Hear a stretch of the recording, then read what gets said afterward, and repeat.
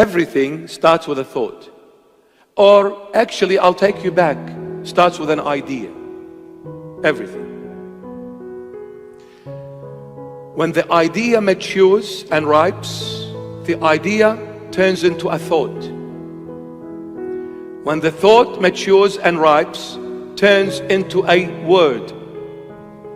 When the word matures and ripes, turns into an ideology. Ideology is a belief system. ISIS is an ideology. Terrorism is an ideology.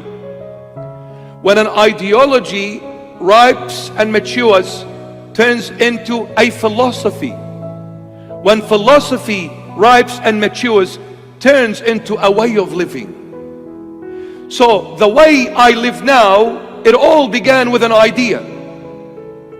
The chair you sit on was an idea in someone's head. That idea turned into a thought, into a word. When it turned into a word, the idea, the thought became tangible, was put on paper. Because what do you do with the word? You write it on paper. It becomes visible. The invisible became visible. It was put on paper, and then that paper was transformed into a way of living. The chair came into existence. But this chair was an idea in someone's head. Everything else began with an idea.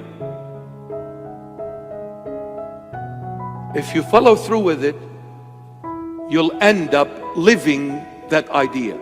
When someone is addicted to something, that addiction was the result of an idea. I thought of winning the jackpot, and then it matured, became a word. I said to the family, bye-bye. Before, at the beginning it was silent, now it's verbal. See you later.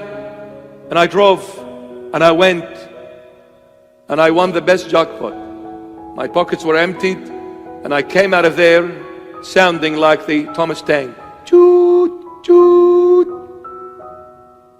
Steam coming out of me. Lost everything. To get rid of that addiction, you need to get rid of the idea, where it all began. By the way, if there is one thing in life you cannot kill, it's an idea. Idea cannot be killed. But what can you do with it? The only way and the only thing you can do to an idea is replace it with another idea. That's the only way. To fight an idea, to fight a thought that is haunting you, stop fighting. You're wasting your breath, you're wasting your time, you're wasting your energy. Look, I'm a psychologist now, okay? So some people focus on the thoughts that are haunting them. You're wasting your breath, because you are trying to kill something that cannot be killed. But how can you get rid of that thought that is haunting you? Replace it with another thought. This is what St. Paul is saying. Do not be conformed, but transformed. How do I get transformed? How do I change from a worldly human to a spiritual human? How can I change to come out of the club and into the church? He said, renew your mind. Change your mind by going back to your origin. Your origin is God, and God gave you His word. His word is His idea that changed into a thought, into a word that was written in the flesh of Jesus and came and be a God revealed in the human form. When He spoke, this is the idea of God to humanity. God wanted every human to have the mind of God through Jesus Christ. Read the Holy Bible. Feed on the Holy Bible. Every day you are getting the idea of God in your head. When you get the idea of God in your head, guess what? The other ideas gradually are going to disappear.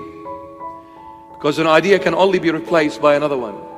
You're feeling down? read the Word of God, it will lift you up.